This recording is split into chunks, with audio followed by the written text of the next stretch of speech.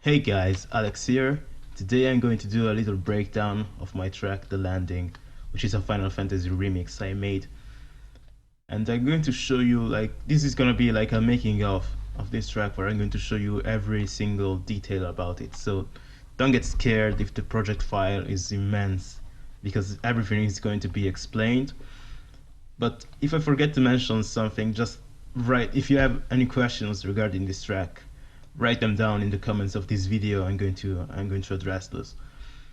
And yeah, if you haven't heard the track, I'm going to link it into the description so you can check it out before you watch this tutorial.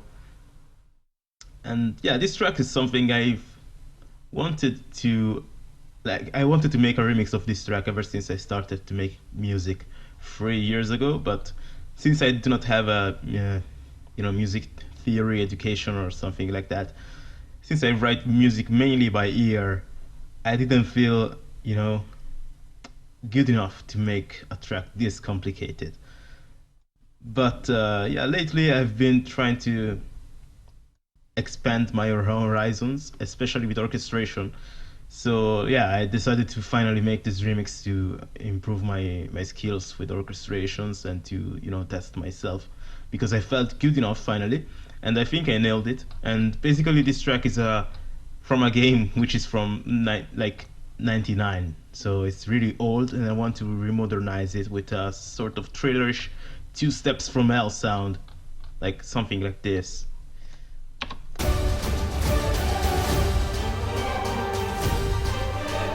But with some Hans Zimmer influences as well, like this stuff.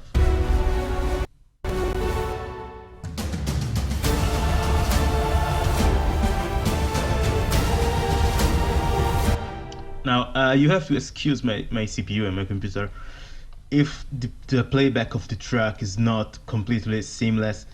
It's because, as you see here, it's using 14 gigabytes of RAM and the CPU usage is over the roof.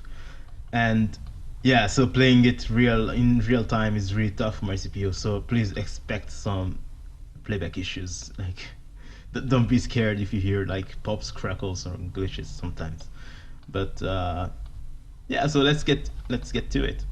As a first thing, I should mention that English is not my native language. In fact, I am Italian, and I'm still practicing, my English speaking skills. So please do not expect me to speak, like, if I don't speak very clearly. Yeah, that is the reason why. But I hope all the messages I'm trying to convey here come off clearly. Anyway, another thing is that, as I mentioned before, I do not have a music theory education. Like, I started making music 3 years ago with absolute no knowledge on how to play instruments and how to write it. So I basically write mostly by ear. In fact, this track, which is a Final Fantasy remix, I basically rewrote it entirely by ear without even going to check, the original score and stuff. So okay, I'm going to explain you what went into the track. And so yeah, let's start from the intro, which is this one. And in the intro we have the two patches of. Oh yeah, I'm going to explain you, or rather show you, every single library I use in the track. So because many people asked for what kind of libraries I use, Kontakt and stuff. I'm going to show you everything about it. But let's start from the strings. So, which is one of the first thing you hear in the intro. We have a cello legato and double bass legato playing the main motive of the intro.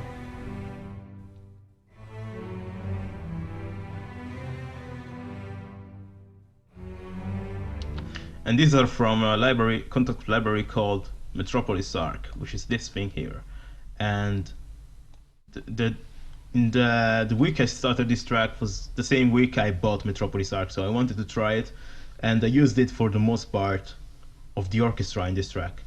And it's pretty awesome. Like, it costs around $400, I think, but it's really well worth it because it has like many sections of the orchestra: strings, choir, brass, percussion, also piano, and it also has a band section with guitars, bass, and drum set. Now, what did I want to say? Oh yeah, as you heard here, the strings are pretty much simple, but then they get a bit more articulated here. As you can see here, we have some automations. These automations basically go to automate. Sorry, they go to automate parameters of the MIDI controllers here, like this, and this. Basically, these three parameters which are set up in the MIDI controller that goes to control Metropolis arc.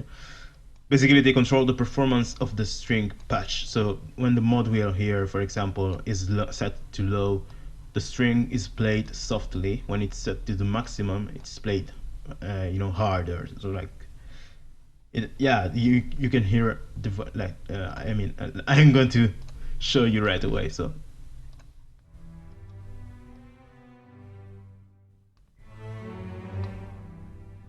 Like you can hear the difference.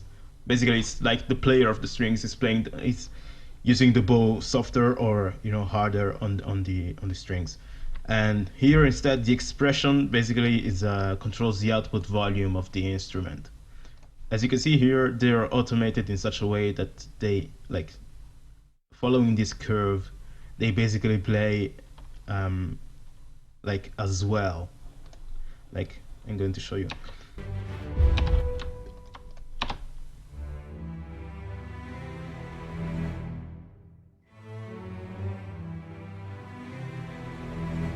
You can hear that string swelling below, especially the cello tremolo. As you can see, I draw the automation here to make it swell. Then I also added a double bass as well sample, which I extracted from Metropolis arc. And I extracted it and exported it to audio so that I could control it and align it better with the grade.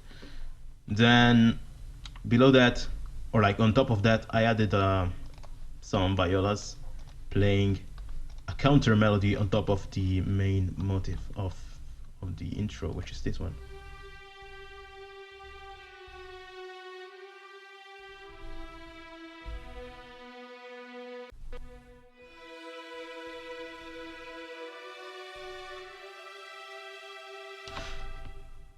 Then below that we have some strings again, but playing some short articulations, and they're basically, if I'm not wrong, they're playing the same motive.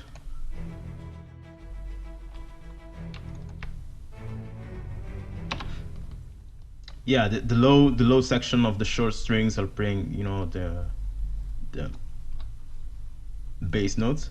So let's check it out because it has three different layers, and this was a layer which I used for the bass note. Sorry, for the bass notes only.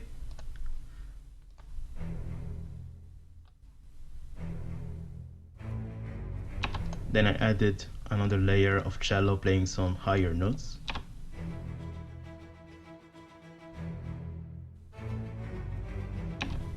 And then I added another layer again of cellos.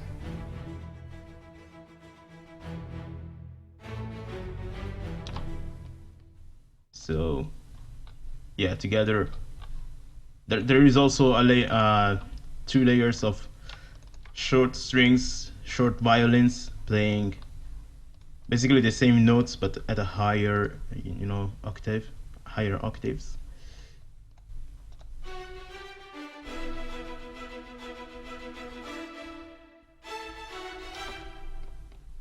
And together the whole string section sounds like this.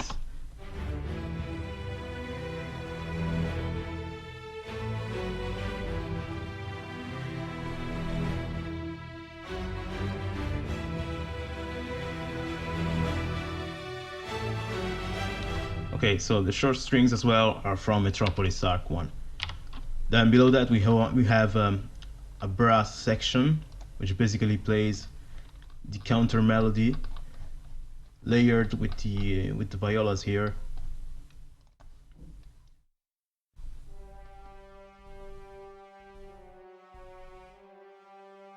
Nothing too fancy. And then below that we have a brass swell sample, and then we have some short brass here,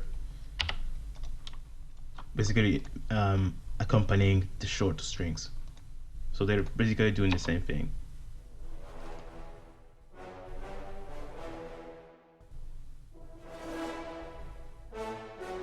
But I also added some brass scoops, these ones, which are from Metropolis arc again.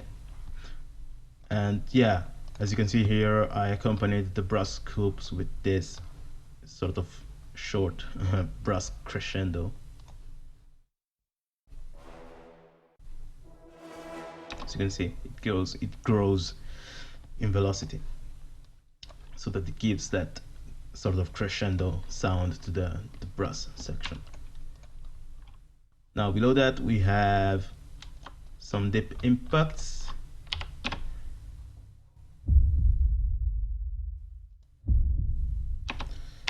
And these were really easy to make. Okay, this is a custom sample I made in another track, and then I exported it to audio so that I could import it back in every track I make without having to import every single layer that made this sound originally.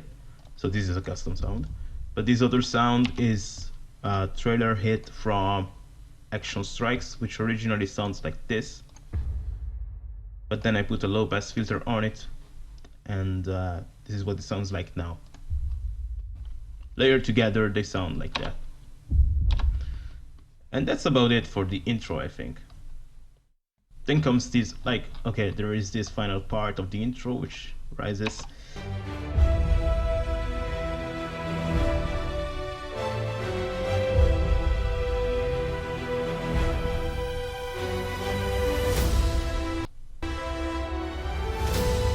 And this is where the track opens up and the epicness starts to come in. So here we can finally hear some percussion. And I'm going to show you every single layer of the percussion, every you know, yeah, the libraries I used to create those. So as the first thing, we have this big Mad Max sounding percussion here, which are from Damage, which is a Kontakt library.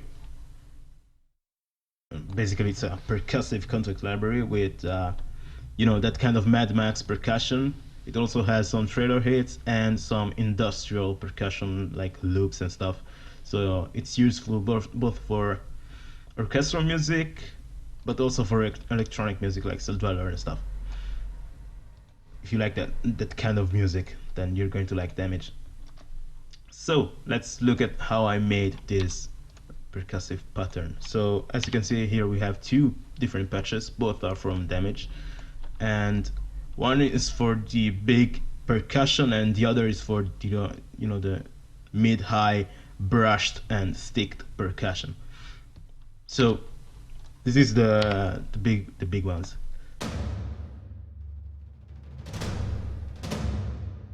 As you can see here, I made some percussion rolls by playing this very short notes and, you know, like drawing the velocities in such a way that they rise. So yeah, it helps the percussion like have a little bit more character. And then below that I added the brushes,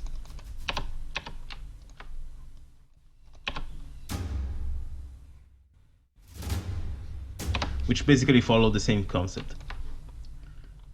Then below that we have this, which are cymbals from EastWest Symphonic Orchestra, which is another library which is great. But yeah, it's kind of traditional orchestra here, nothing too epic, nothing too bigger, larger than life, but it has some sounds which are pretty much useful and that you do not find either in Metropolis arc or in Damage, like this cymbal here. And it really helps to open up the track. To, like, this is just a layer of percussion that it's not really powerful, but it opens up and it gives the sense of epicness to the whole bit. So let's check the percussion without the cymbals and then with the cymbals. This is without the cymbals, and this is with the cymbals. All the difference in the world. Below that we have a layer of trailer hits, which are these ones.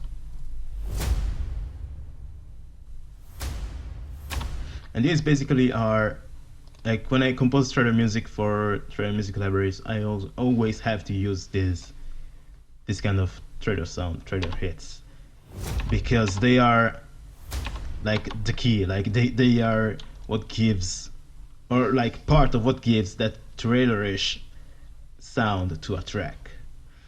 Because because of reasons I'm not going to mention here, but yeah, if you want to know more about it, mention it, ask me in the comments.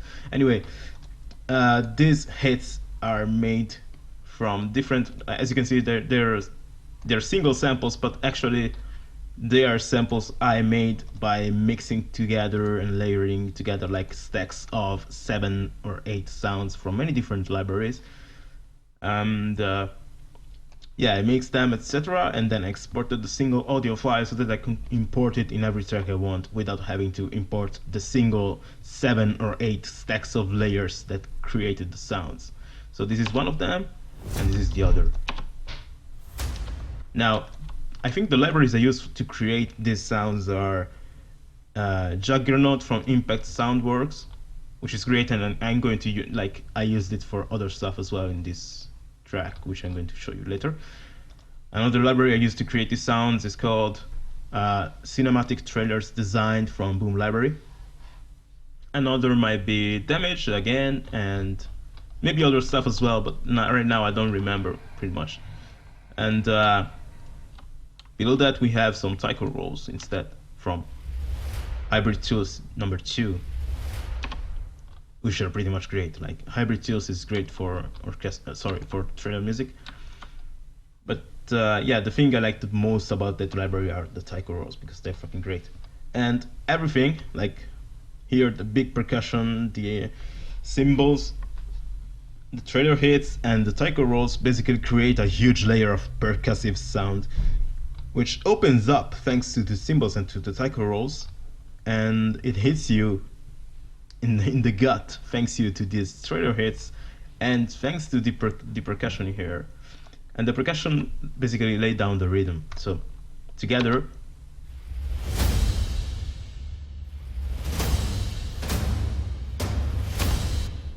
they sound pretty open and yeah, epic. Now, on top of that, we have the long articulated orchestra playing other melodies.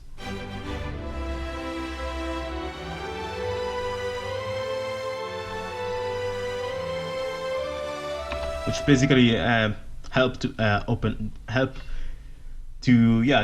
the scene up, and to let the listener understand something that, like, the epicness is coming. When you compose music in general, you want your tracks to basically convey messages to the listener all the time. So you have to insert cues here and there to let him or her understand what's going on. And in this part, we finally have the percussion kicking in, so the listener knows something is happening. And we also have the orchestra opening up like that.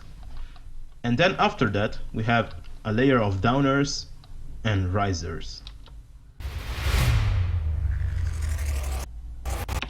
And my computer died.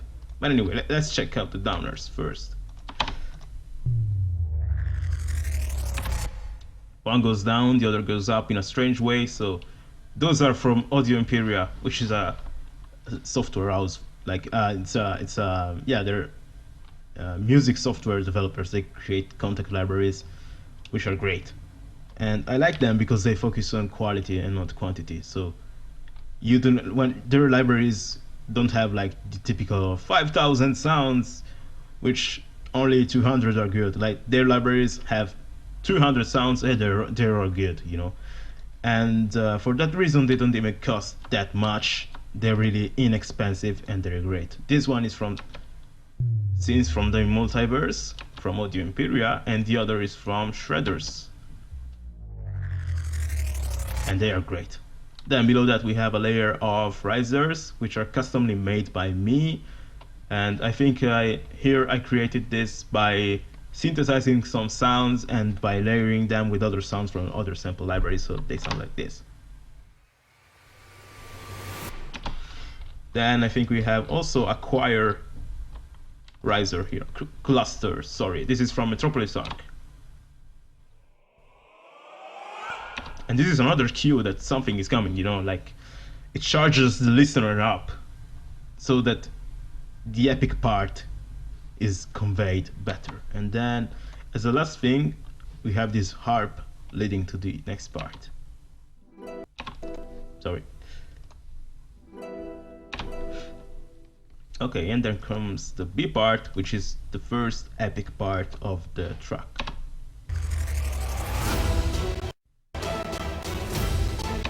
Sorry. Okay.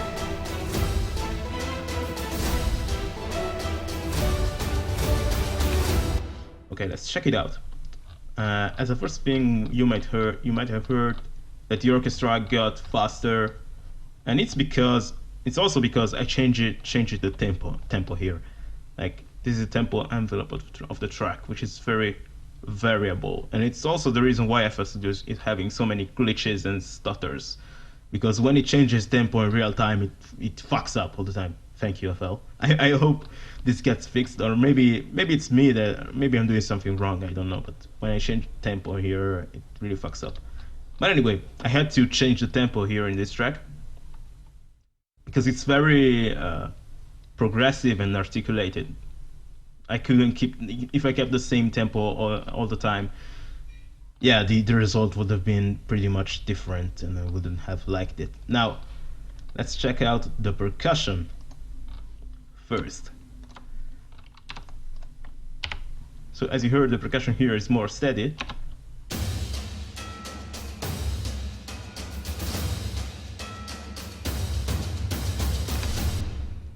So we have 3 layers here and 2 layers here. So let's check the layers out, you know, one by one.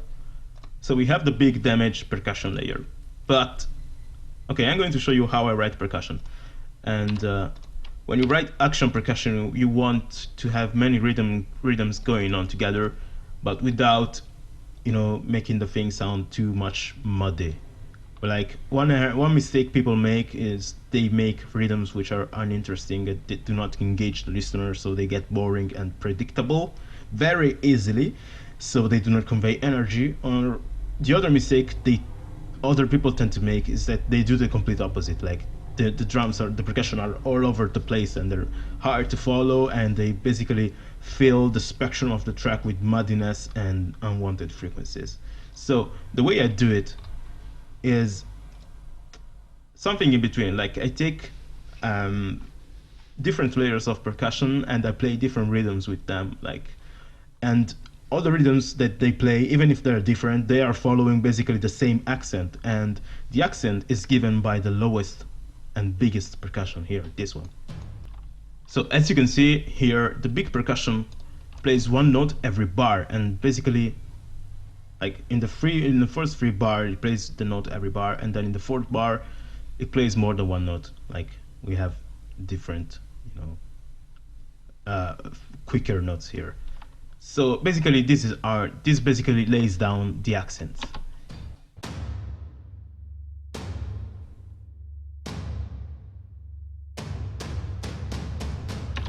As you can see, as you can hear here, steady rhythm, pretty much slow, nothing too wild going on here, but this is because it basically lays the foundation. Like when this kind of percussion plays, everything must play at the unison. Like this basically guides every other percussive sound which is layered on top of it. Then on top of it we have this percussion, which is still pretty much big, but more mid-high than low, so they do not have the same degree of low frequencies, they do not create the same amount of mud, and they play during the accents, but also during other, like there are many notes playing in one bar instead of just one, as you can hear. So let's check them out.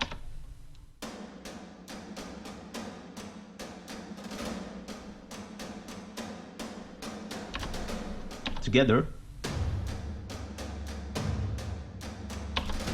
So then we have another layer.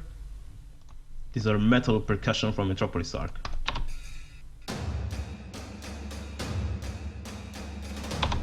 And then we have 2 other layers of brushed percussion and sticks. So the brush percussion basically follow the same rhythm as the no, they have another rhythm, but yeah, they follow the accents as well.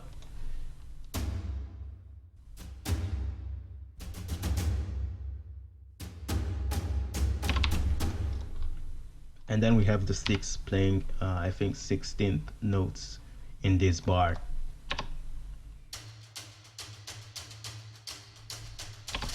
And as you can hear as well, other than, you know, having different layers of percussion playing at different rhythms, but following the same accents, we also have at the end of each second and fourth and sixth and you know, eighth bar, we have some fills. Like the rhythms are the same, but at the end of the second bar here, we have this fill, for example. So let's check out the two bars together. As you can hear, it's not the same thing. I added this detail, this fill here, which brings the beat forward without making it, you know, predictable or uninteresting. Because, you know, if you add this kind of variations, they're really little details, but they really add a lot, at least in my opinion. Then below that we have the cymbals and we have some tubular bells.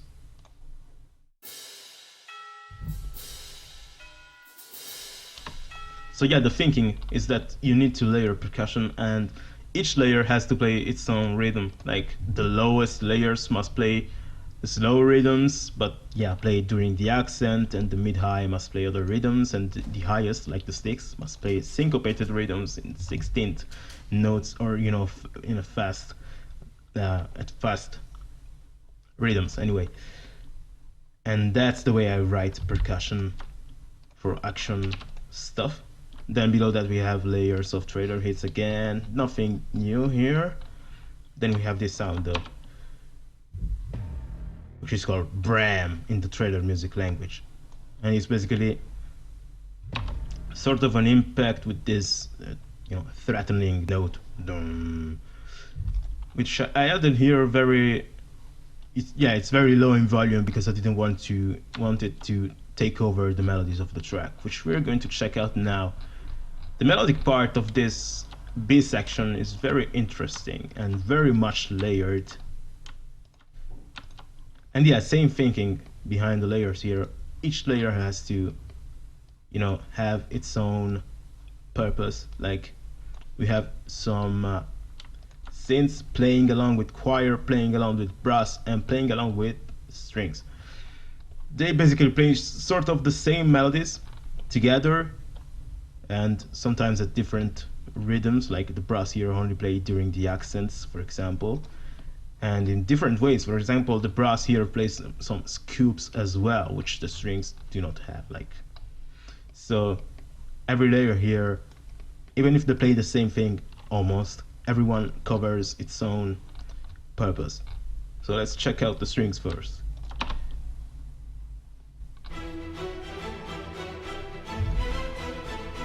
Let's break them down. So here we have some bass spiccato, double bass spiccato,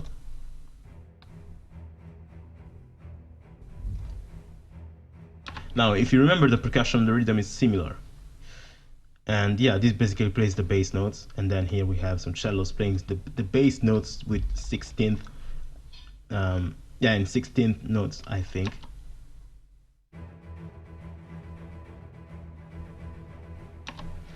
As you can hear, yeah, they're basically syncopated notes, and the velocities help to make them even more rhythmic. Like if I increase the velocities like this,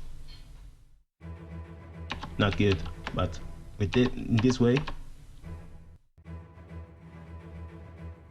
yeah, it sounds more like a human performance. And then on top of that, we have some other cellos playing the main melody of this bass section.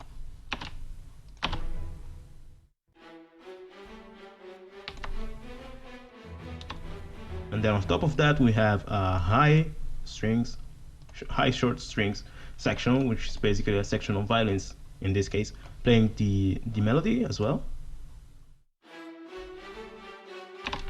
And another strings section, another violin spiccato section playing both the bass notes at higher octaves and the melody.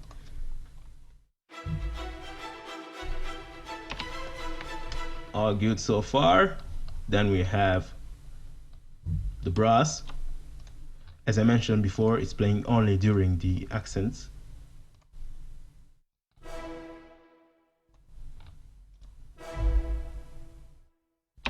Sorry, I didn't calculate the tempo.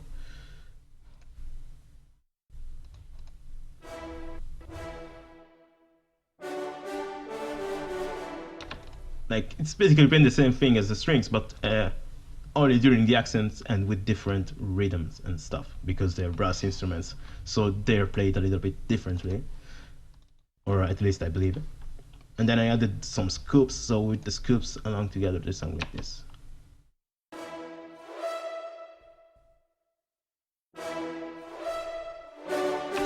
As you can hear, there is sort of a call and response conversation between the brass short notes and the brass scoops. It's like dum dum dum dum, and then they go together in unison in this part.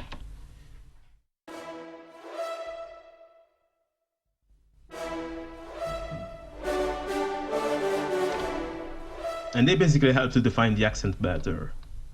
Then we have some short choir here, which initially play the same notes as the bass, as the double basses, and then they have another layer of melodic layer.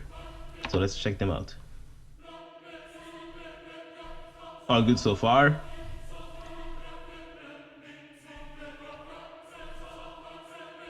And then come the melodies here.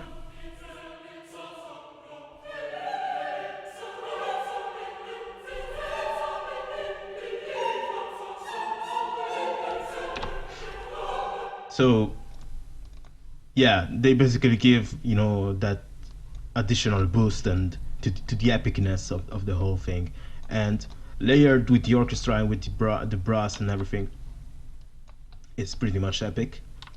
And I think, yeah, in the second part of the B section, that the additional melody, this melody here, I added it to the brass and to the strings as well, a little bit.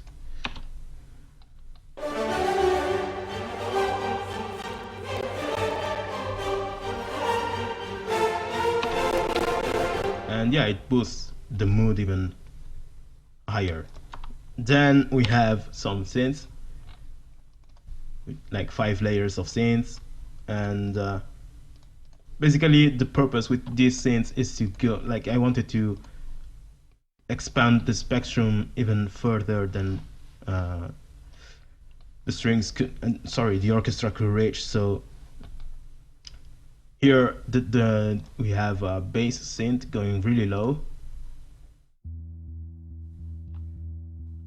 and the bass was done with Juggernaut again, which is the library I mentioned before. It's both a synthesizer and a trailerish effects sample library. So the good thing about Juggernaut, apart the price, which is like $150, which is nothing for, yeah, it's a bang for the buck, is the fact that the synthesizer is really intuitive to use. You don't have to be a synth master. Like, I know a little bit of synthesis, but yeah, I use just one wavetable and I put a filter on it. Then I put a lot of effects on that to make it sound more, yeah, spacey and stuff. But it's really basic and it's really easy to use. Like, you can select one of the waveforms here, and there are actually like 10 waveforms for each module, I think, so like 50, and they're all great. And then below that we have some plucked synth. So let's check it out. There is this guy. Ah, god damn it. Wait. Okay, this guy. And this other guy.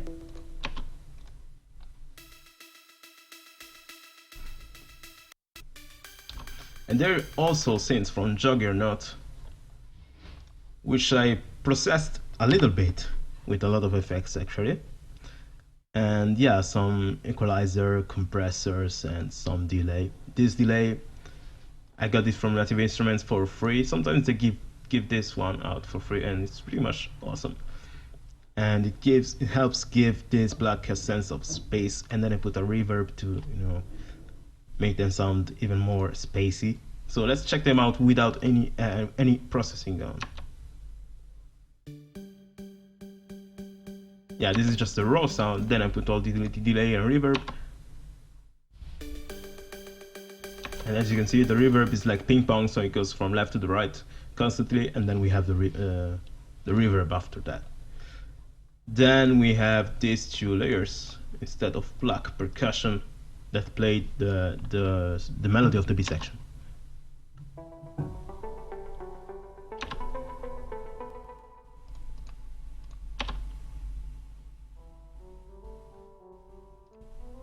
And all together,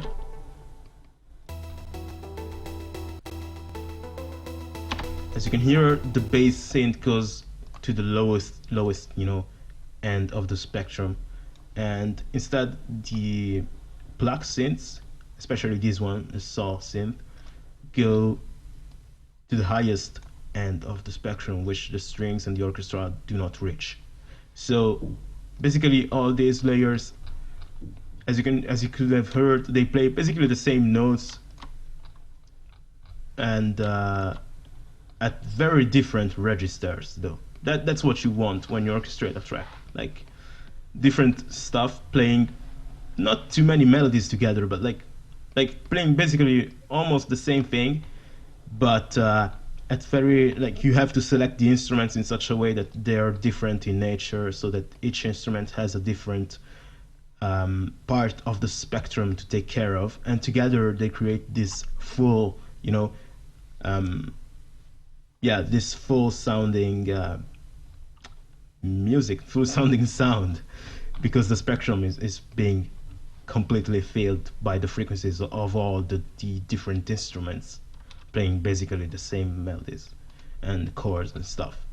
Then apart that, we have a harp, which comes in the second part of this B section, which plays the Final Fantasy arpeggio from the prelude. If you know this game, the saga, you're going to recognize this arpeggio.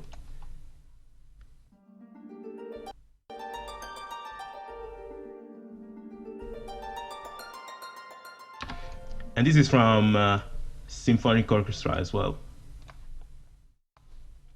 And again, this is a sound which you do not find in Metropolis arc, unfortunately.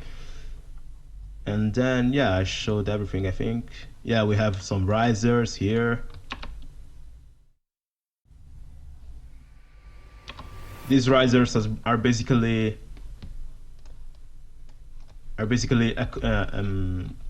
accompanying the fills of the percussion. So let's check them out together.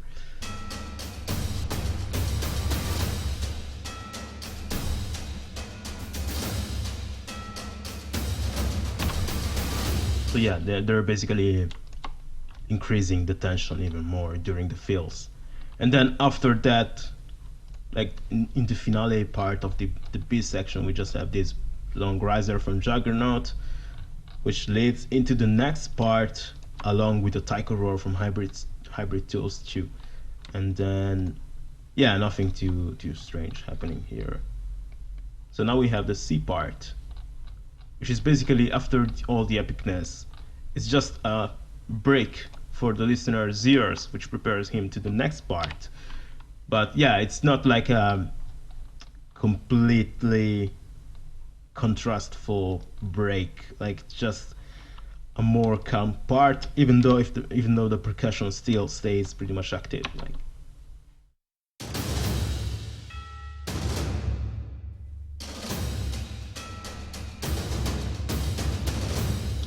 you can hear though there are many pauses in the percussion now, because yeah, the listener needs to take a breath. And I put the deep impacts back here along with the percussion to recreate that sense of space and atmosphere. And then here we have some strings playing, some very interesting chords.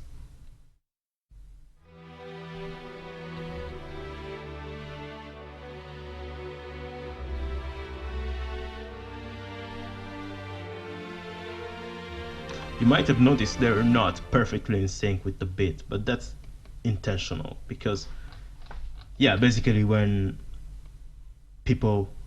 human beings play instruments, they're not perfectly in sync, like never. We're not perfect.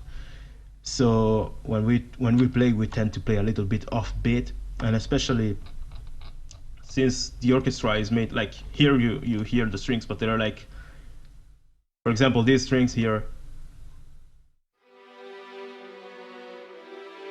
These are like 20 persons playing or something like that. So you have to taking into account that 20 different people playing have different, sync times. Everyone is a little bit off beat, so it hasn't to be perfect. It's okay if it's a little bit sluggish, and not too much though, but a little bit. It creates a more believable performance.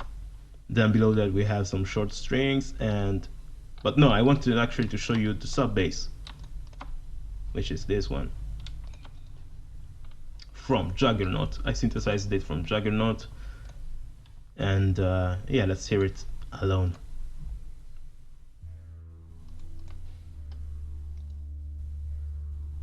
Very, very low sound, very, very calm, but yeah, it's just a layer to the strings, which basically fills the frequencies that the strings do not reach. So together with the strings, it sounds like this.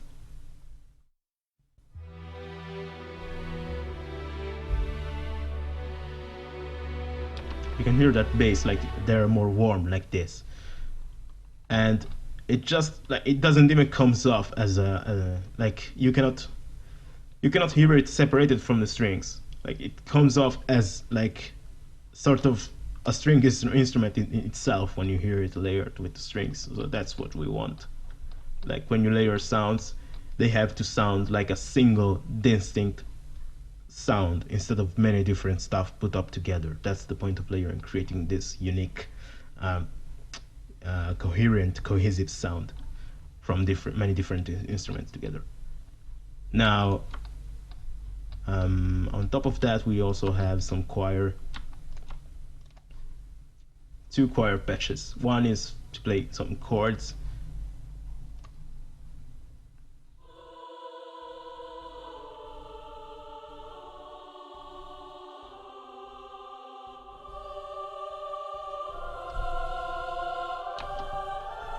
And then on top of that, we have a choir legato patch, which plays a melody. And basically, the thinking behind this was that the choir woman sustained patch here was just represents the backing vocalist or the choir, and the legato instead represents the main vocalist, who plays the main melody here.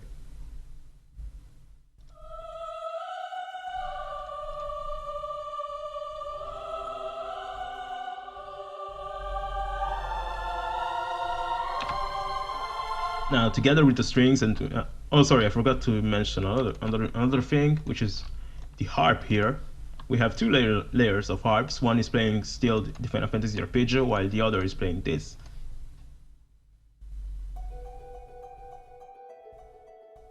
And then we have a piano playing pretty much the same thing as the second harp.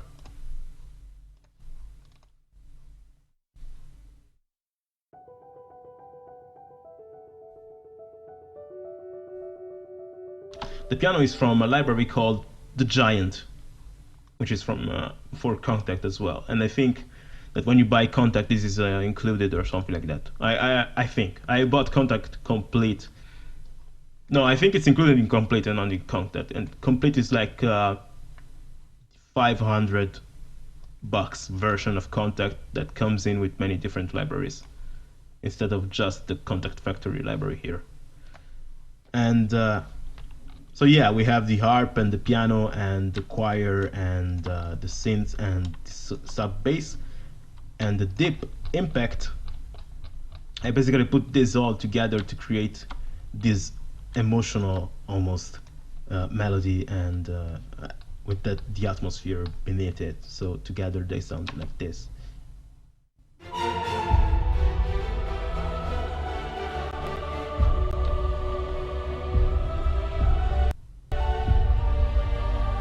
And then we have the short string, the percussion, and everything together. Basically, this is just a bridge, breakdown slash bridge that leads to the next part. Wait a second.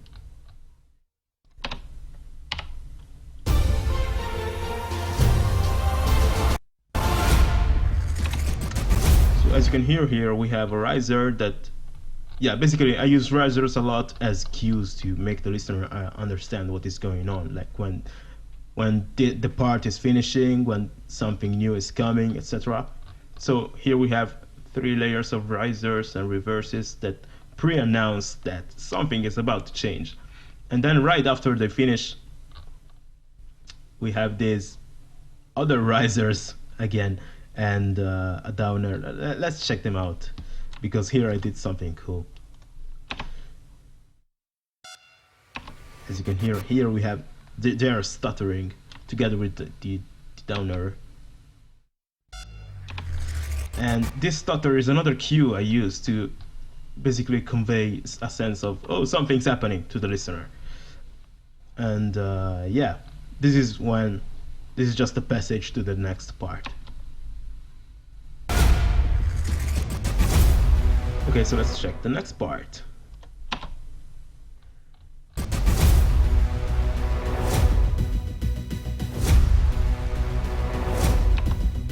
Nothing too strange happening here, just this pulse loop gets introduced.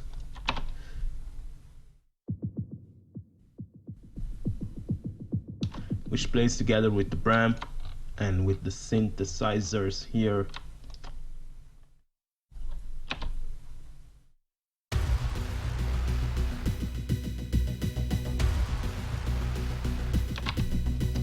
So it's like a sort of a call and response game between the drums here and the synthesizers, which, as you can see, following this automation, grow more intense, especially during the second and the fourth bar.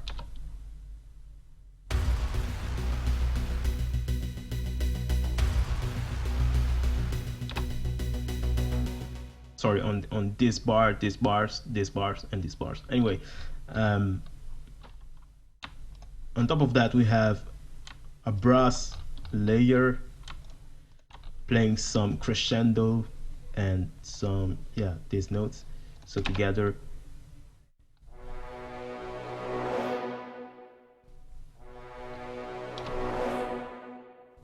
Okay, and then, oh, yeah, anyway, and then we have some strings as well.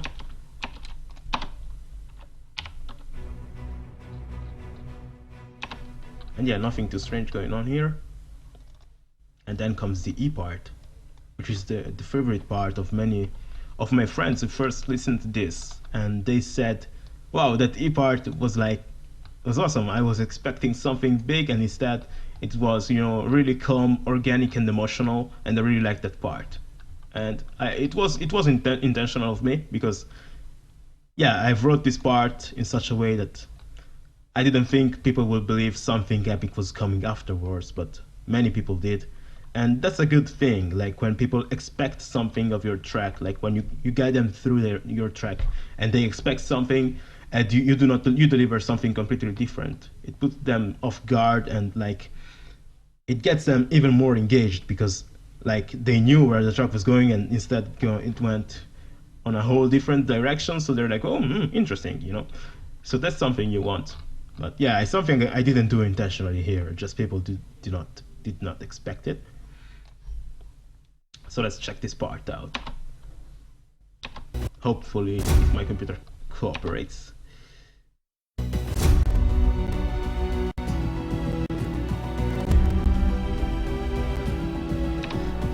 Okay, so here we have 2 melodies being playing together, especially. Like we have I think this is called counterpoint or something like that. So here we have a solo cello playing two melodies. Let's check out the first one.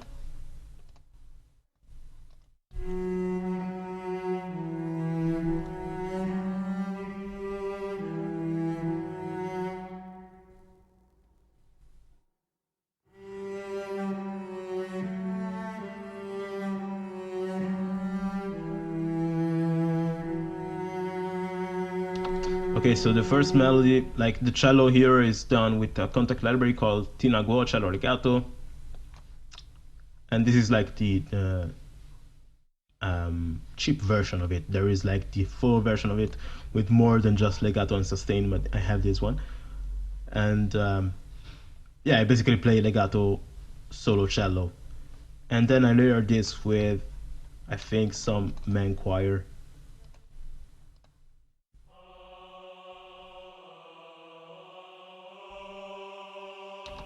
But then I also added another melody with the solo cello as well.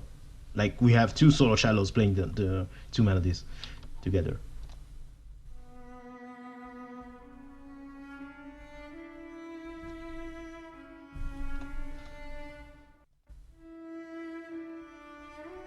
And together they sound like this.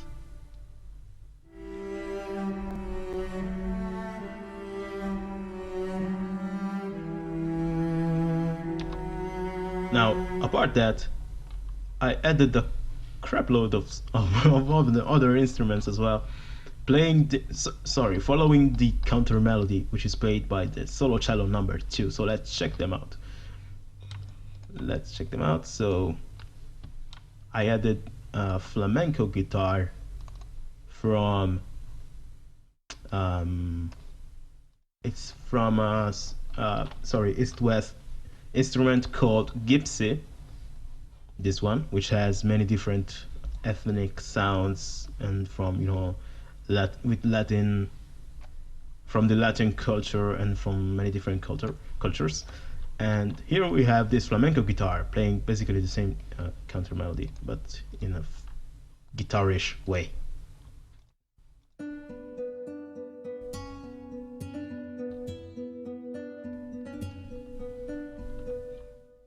As you can see, I did not basically copy the melody, like copy paste the same MIDI notes. I just adapted it to the flamenco guitar so that it could feel like someone playing guitar, sort of. I mean, maybe I could have done it better, but yeah, there was no time, and so I did what I could, and yeah, together they sound like this.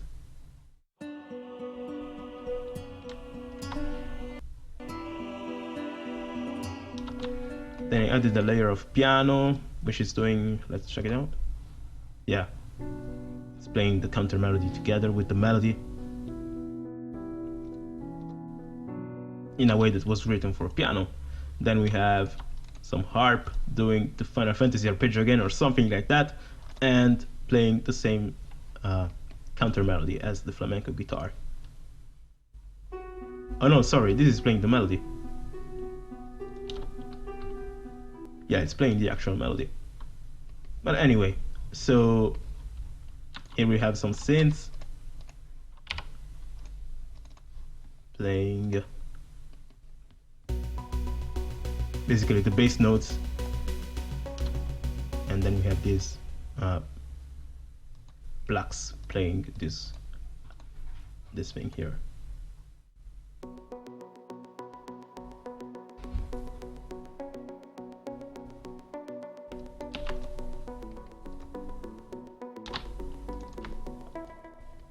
And everything together, like the orchestra together, sounds like this.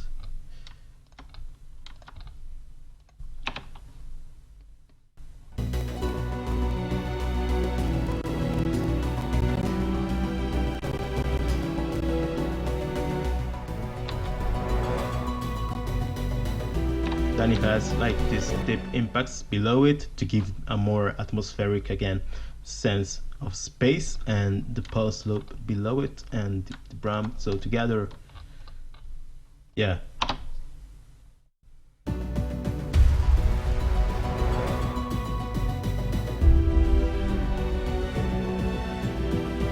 And then the track opens up again here.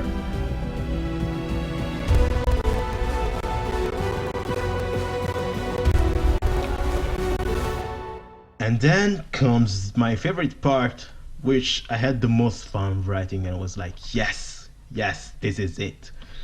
And let's check it out. I think my computer will explode here, but let's hope it doesn't.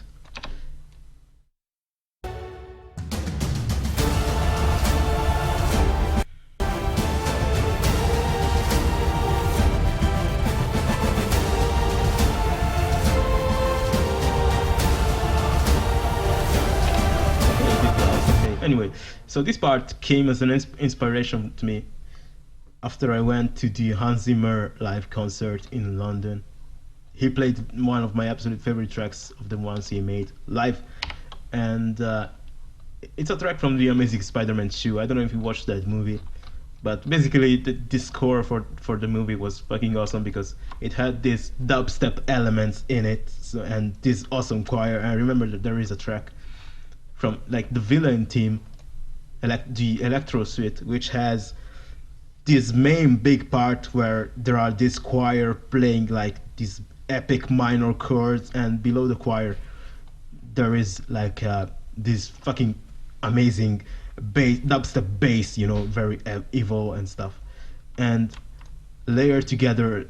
It was awesome as fuck. So I was like, okay, I need to do this. When I get home, when I heard it live, I was like, okay, when I get home and I started working on the Final Fantasy track again, I'm going to do something similar. So I tried, and in this part, as a first thing, I added 3 layers of choir playing minor, very, very minor chords. So let's start from the man.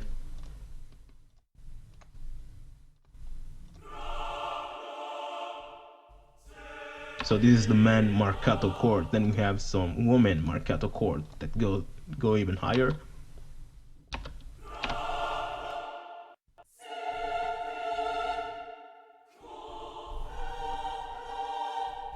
By the way, in this part sounds awesome also because it has a key change. It's not in the same key as the track up until that point. So I think this is also why it sounds so even more dramatic. And it's something the original composer did. It's not my work here. But anyway, and then we have the highest marcato choir.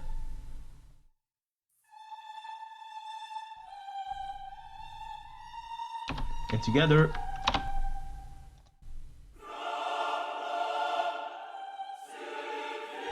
it's just awesome and evil and dark. I love it.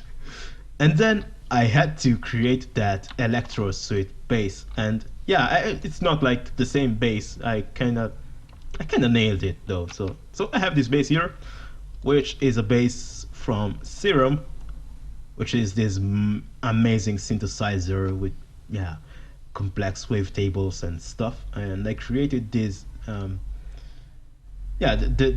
the waveform is actually basic, but I put a lot of effects on them and a lot of distortion, and there are like 4 different layers of Serum, and together they sound like this.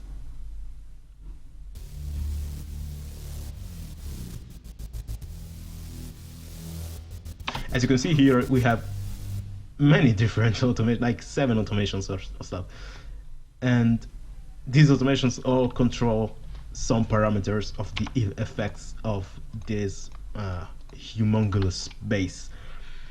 I'm going to show you what it sounds like without any effects processing on, without any automations on. So okay, let's disable all effects.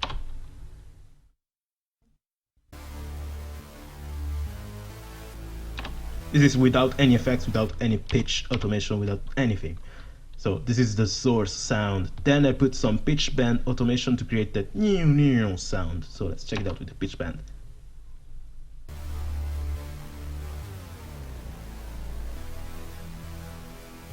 Okay, so then come the effects. Let's check it out. Check him out one by one. So as a first thing, I added the stereo enhancer to basically shape the sound and give it that ducking effect. So this this purple automation here basically automates the volume.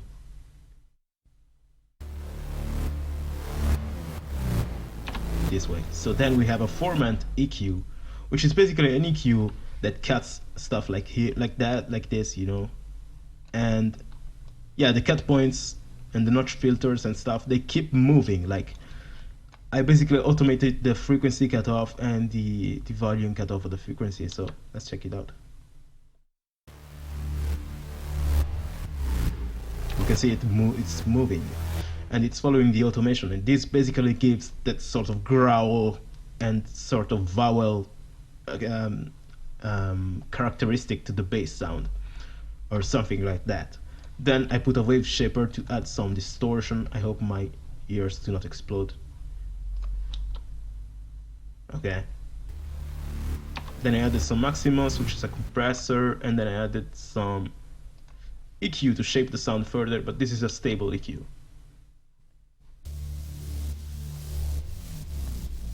Then the icing on the cake, I added gross beat, which basically helps you, like it basically stutters the sound and stuff like that. So like this stutter here is gross beat in action.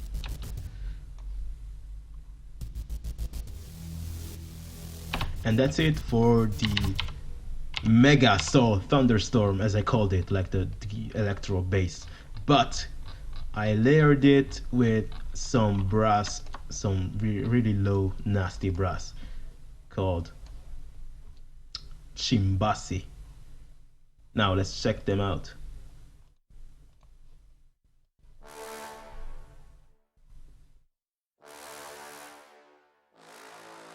Very low, but also pretty, like they have a sharp high end and very subtle. And then I also put I think double bass portato layer, this one.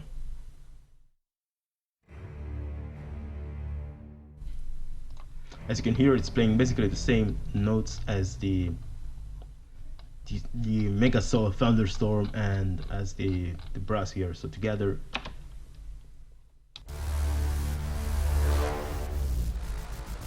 Yeah, it's a nice layer. Then yeah, we also have some Chimbasi flutter tone crescendo going on here.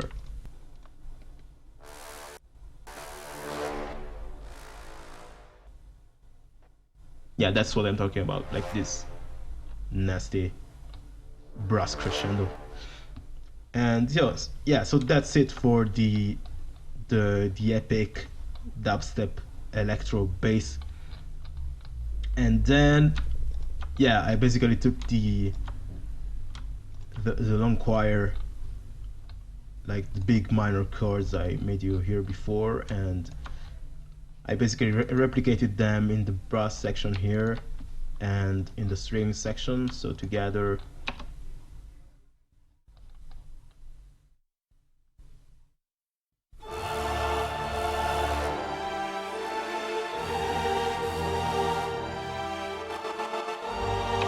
As you heard here, I put some gross beat on the orchestra as well, so that when the Mega Saw Thunderstorm stutters out, the orchestra follows it a little bit. Not too much though, because I still wanted it to sound pretty much natural. And then below that I have a short layer, like a layer of short choir, short brass and short strings that together sound like this.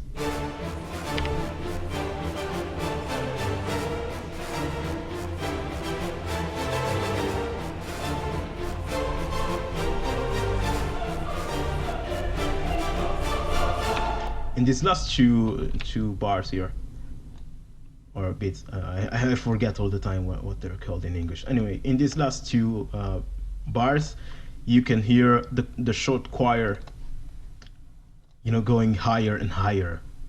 Like, let's check it out. Like, all good so far, all good so far. And then here it goes higher. It basically helps you know, the track, like lead the listener to the next point. And yeah, you want to, you know, finish when you're writing an epic section like this. You want to finish like always higher in octaves from when it started.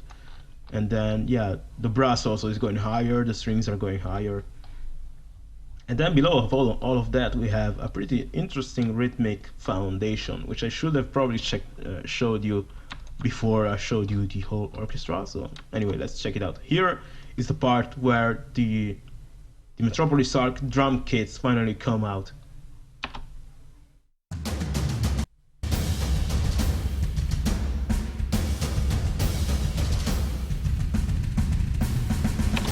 So let's check them bit by bit. So we have the percussion.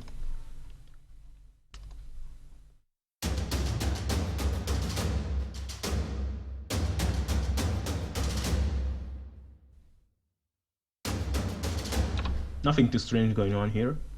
But as you can hear, see, there are many breaks here between, you know, the parts here, between the bars. And I wanted to leave those breaks so that the orchestra would have more space to breathe, and especially the Megasaw thunderstorm sound could come out and without being covered by the percussion all the time. Although leaving that break there left a sort of too much open space that kind of killed the tension and the vibe of the action percussion. So I decided to put this drum kit that plays basically layered rhythms on top of the percussion, and then when the percussion does the pauses, it basically fills, like it plays the fills. Let me show you what I'm talking about. So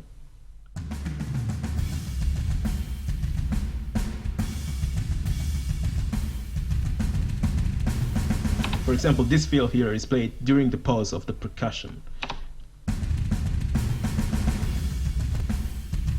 And it helps the track, like it helps this section go on without losing all of its tension, but instead it kind of builds up. Like, I like it there. Like, let's hear it without the fill.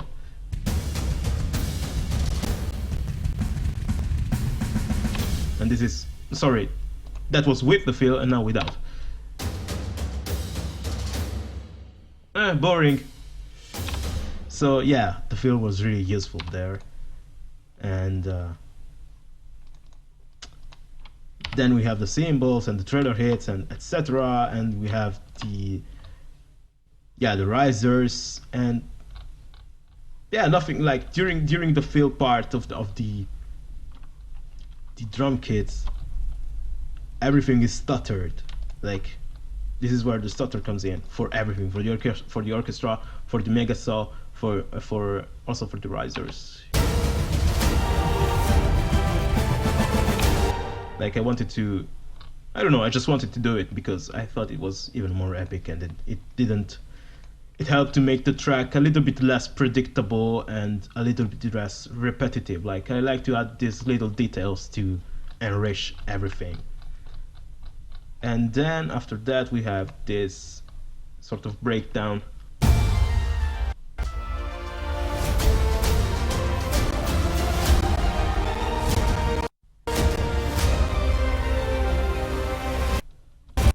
Yeah, my computer is crying because here we have quite the tempo changes, I think. Yeah, we have one here. And basically this part was like, yeah, a breakdown, but without giving up all the tension we built up until this point. It kinda, instead of releasing the tension, it brings it even higher, you know, with this sort of orchestral build up here.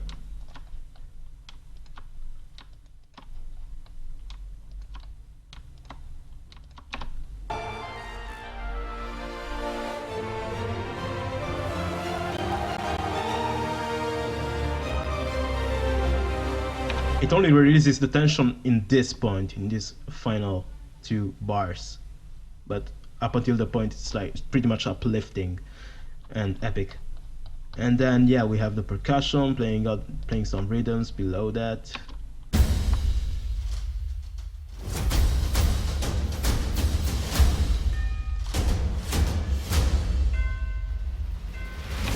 and some risers leading to the next part. And this part is a bridge where I wanted to give this bridge sort of a Latin Spanish vibe. So I added the flamenco guitar. Actually, I added the flamenco guitar first in this part, and then I went back to add it in this part. But I brought it into the track in this part initially, and it basically plays the main melody of this bridge. And yeah, it's layered with some palm mute guitar, I think. So these are the mutes.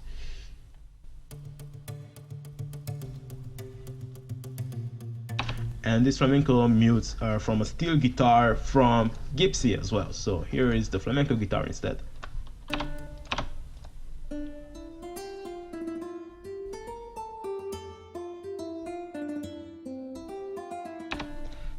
So as you hear, I added this, 16th notes, which, yeah, I like them, and I think they sound pretty much like a Latin flamenco guitarist playing. Like they do this kind of tricks with their playing sometimes, or so I believe. Like, I'm not a huge flamenco music listener, but yeah, that's what I think a guitar like that should be played. Again, maybe I could have done it better and more realistically, but I didn't have much time to complete this track. And then on top of that, we have the rhythm. Here is pretty much interesting. It's steady. Like, finally it becomes pretty much steady and predictable for a while. And basically the rhythm here follows this big kick sound, which is basically a layer of kicks from Hybrid Tools Free. Hybrid Tools Free is another Kontakt library, like sample and Kontakt library. It has VSTs samples and also Kontakt instruments. Here we have this Epic Boom kit, which is basically, yeah, a kit of hybrid percussions, so that it sounds something like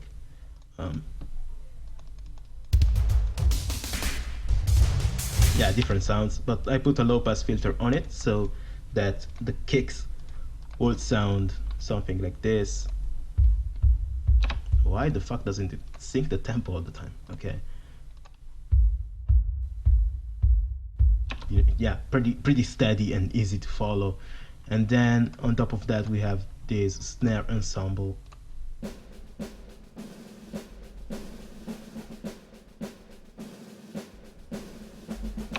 And damage brushes.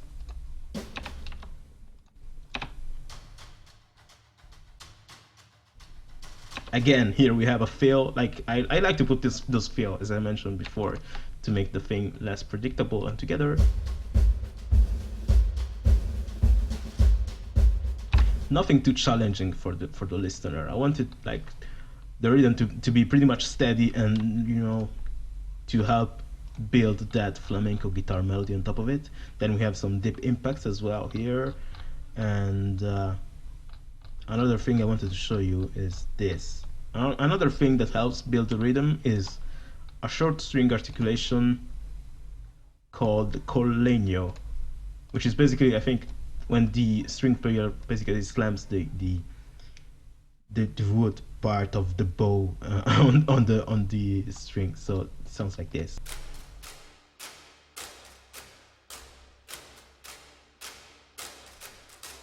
Almost sounds like a percussive instrument, where it's actually strings being played. And I use those along with the percussion claps to create that, like, kind of, so together with the percussion.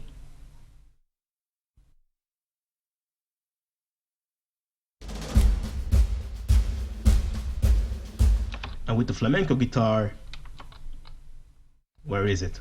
I lost it. Yeah, there's too much going on in this track. Okay.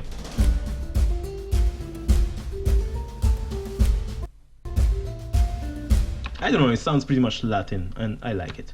Then we have some synths going on, which are following the steady rhythm of the big kick. And so yeah, we have some choir, some brass. Oh yeah, the brass is also following the big kick. So let's check it out. the brass I mentioned was this one, these 2 layers, following the same big kick, and then we have this playing the melody here of the flamenco guitar, and everything together sounds like this. God damn it.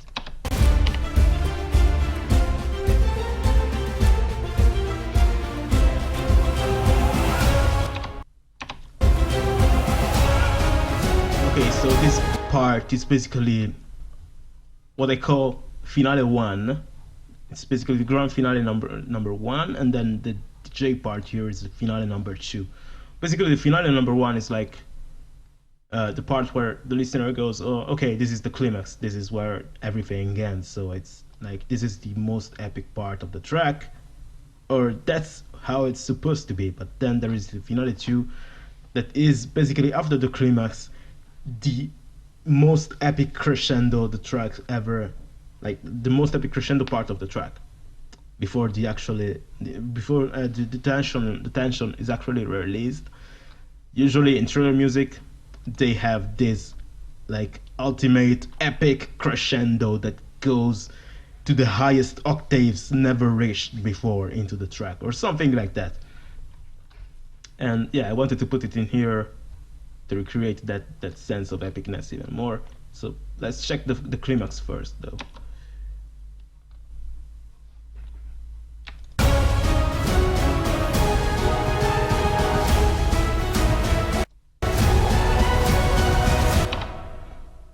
So nothing too strange going on here, just, you know, the percussion, they're back to being, you know, fast and steady. Sorry.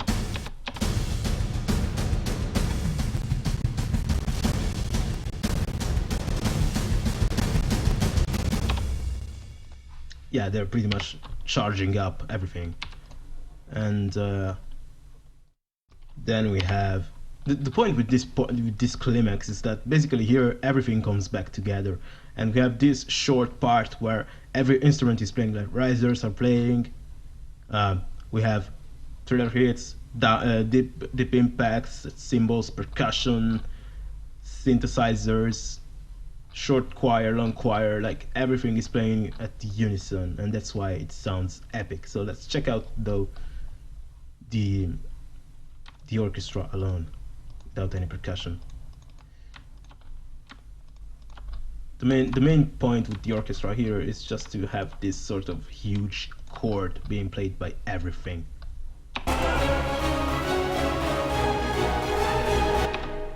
Sorry, the chord is played by the long articulations only.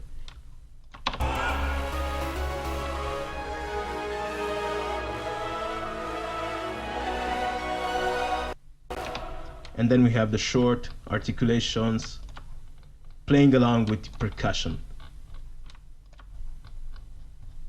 Let's check them out with the percussion.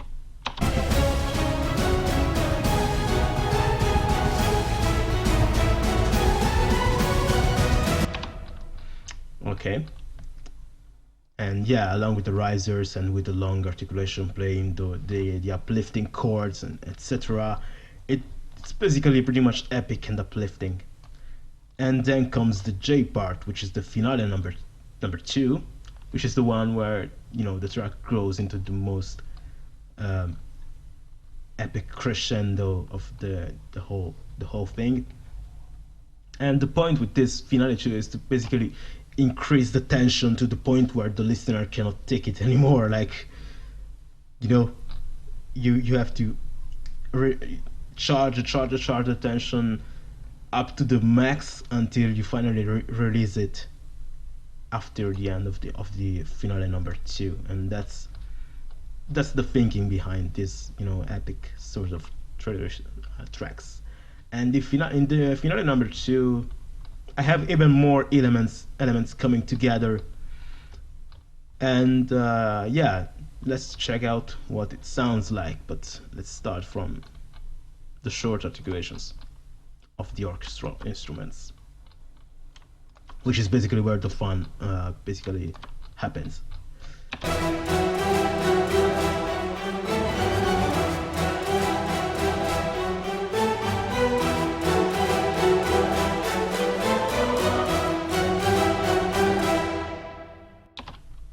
you can hear, it goes like the first in the first bars, it's pretty much, you know, the same melody repeating itself, preparing you to the final blow, which is basically from this part onwards, where the second melody, which goes even higher, comes in.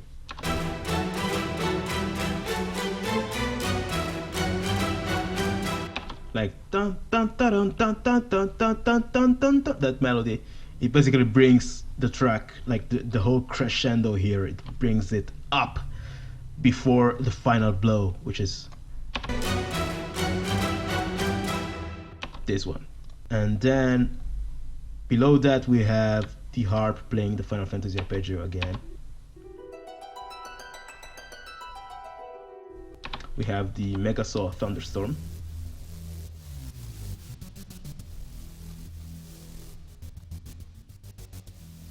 The percussion.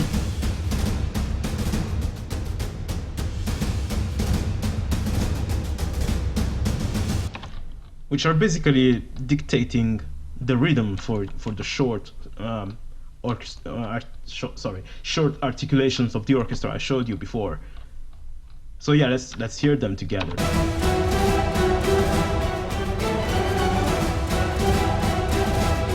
They're basically dictating which are the accents, and they're doing even more, like the rhythm is going even wilder. And then we have the trailer hits, the taiko rolls, and we have the risers, which is another thing that really helps convey more tension. Let's check them out without the orchestra though. So this is the rhythmic section alone.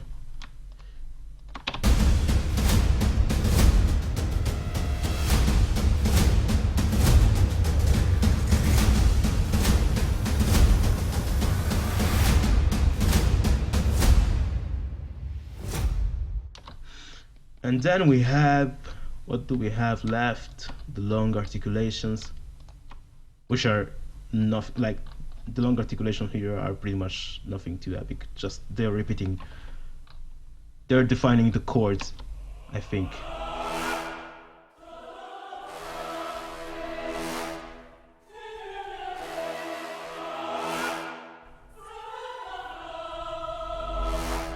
Yeah, nothing too strange going on here, just, you know, some chords being played and some melodies.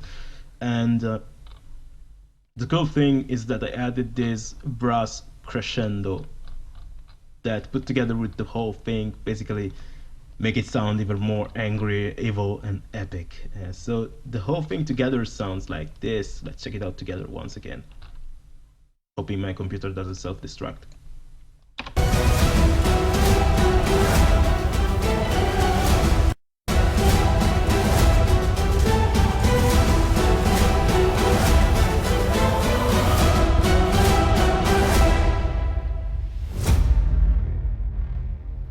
And then we have that Bram sound that says it's over. Like when you hear this in movie trailers, this is the part where the title of the movie, like the logo comes out, like Final Destination 4 in theaters, you know, stuff like that.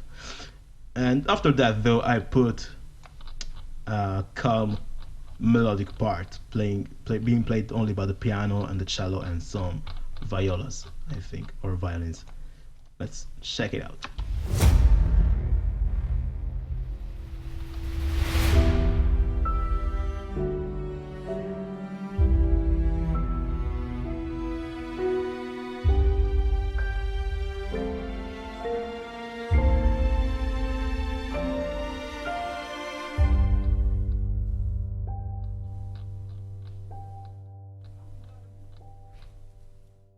So this part is basically when, you know, all the epicness is over, like the conflict, the war is over, and basically the protagonists go back home, or like they reflect on the, you know, the atrocities that the war brought and something like that. Or, you know, this is the reflective part that brings really the listener home after the epic journey.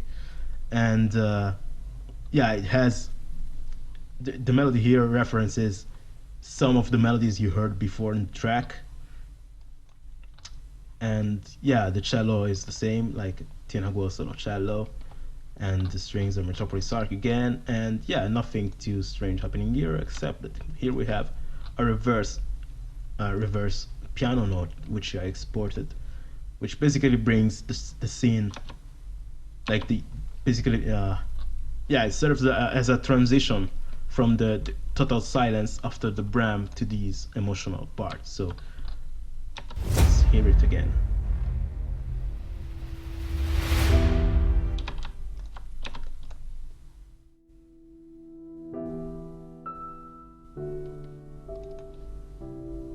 And that's about it for this track. Like, yeah, I think I said everything I should have said. Probably I said even more, and I kept you watching this video for like an hour and a half or something like that, and I'm sorry. But yeah, I hope you found the information you were looking for in this breakdown. And so yeah, this is how I wrote this track. One thing I haven't mentioned is that, yeah, is the way I use the mixer.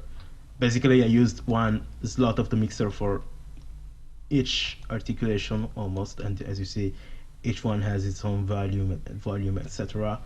And then basically, this is how it worked for the mixer. So let's check it out.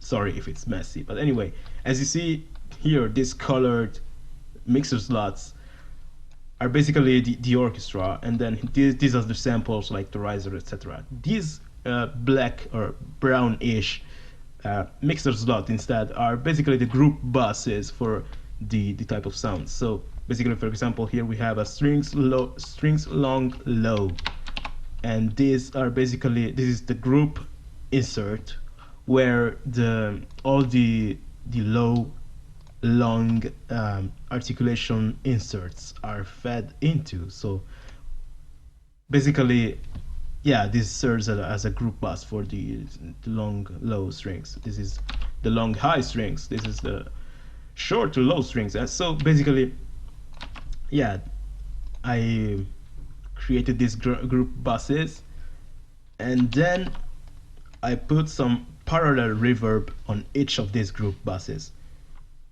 So this is the reverb.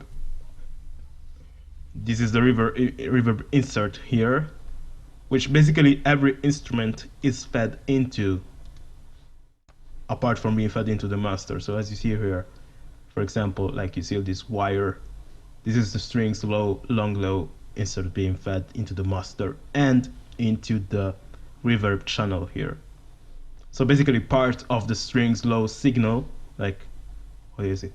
Like 60% of the strings low signal will be fed into the reverb, which is called Valhalla Room, and the reverb is fed back into the master.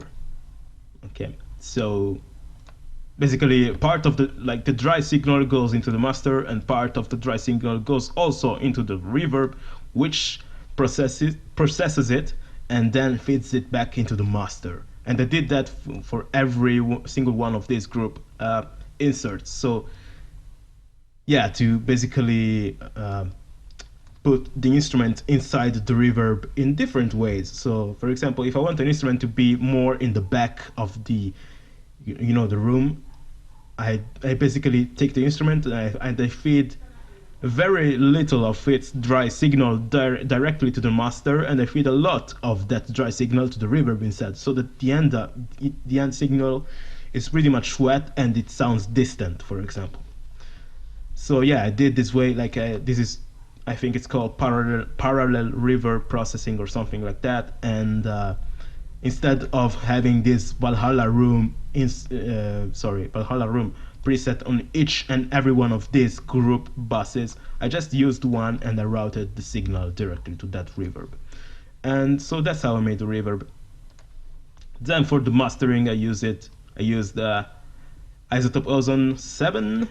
But yeah, I'm probably going to make a tutorial about this another time, because it's pretty much complicated. Like it will be like another half an hour of me talking in this tutorial, so please, that's enough for now. And yeah, so that's pretty much how the mixing was done. And like on every string group, we have some different, AQ and stuff going on. But since this track was orchestrated in such a way that each instrument covered its own frequency spectrum part, I didn't have to mix it a lot because it sounded quite good already. Because yeah, instruments were not like fighting with each other; they were like helping each other, complementing each other's differences to fill the voids and the gaps in the orchestration. So that's how I orchestrated this track, and that's why it didn't take me that much to mix it. And yeah, so that's all for this track. And by the way, guys, I'm going to drop the FLP file about this for this track on my Patreon page, and it's the place where I'm going to drop all the FLPs of the breakdown tracks, like of the tracks I do breakdowns for, which are not going to be every track I make, but yeah, many of those, like many of the tracks I make, I will be doing breakdowns of, I think, and I will be posting Patreon FLPs on Patreon. But on the FLPs, I am only going to include the exported audio file of the various instruments, without including the single samples, because for those samples, if you want to have them, you need to buy the sample libraries. Now, on Patreon, I'm also going to, like, the main goal with my Patreon is basically to create a sort of a community of aspiring composers, musicians, and producers who want to make music. And they're just starting out, and they, like, for people who are in the same position I were, like, a couple of years ago, when I had no one, like, no musician friends to, share my challenges with, and I had no mentors. Back then I would have loved to have some mentors, and I was lucky enough to have like 2 private lessons with VIII. I don't know if you know the guy. He's like one of the most talented composers, like producers I know. And back then he was giving private lessons, and I hired him for 2 of those, and we spent 2 hours together. And in those 2 hours, he explained me stuff about mindset and composition and creativity, which like increased my level in like the equivalent of 6 months of work, like in 2 single hours. So those days, I realized the power of mentoring, and now I feel good enough to start, giving some advice as well myself to newbie composers, and to start mentoring and stuff like that. Because I also noticed that people are asking me questions more and more often about my music, how I compose it, and advices on how to start working with trailer music libraries like I do and stuff like that. So yeah, I want to give back now that I'm sort of good. So I'm starting that Patreon page. And I'm also starting that Patreon page because doing this kind of breakdown I just did here, and doing these tracks, which I post on YouTube, is sort of, leisure time. Like usually I have to, the time I spend on FL Studio, I spend it to write, music for trailer labels, or music, for projects and stuff. So this kind of track here, this Final Fantasy remix, it's chipping away time which I should have given to trailer music for a while. And yeah, monetarily speaking, it's pretty much it's taking away time from work. So yeah, Patreon would be a way to buy me more, literally buy me some time to devote to this kind of projects for mentoring and YouTube and stuff, instead of having to work on trailer music all the time. So yeah, that's another reason why I'm starting the Patreon profile. Like if you guys want me to do more of these tutorials, breakdowns and stuff, then supporting me on Patreon would be a huge and nice way to really motivate me and give me the chance to spend more time on this stuff, to give you guys the good content and to mentor you guys at the best of my abilities and time.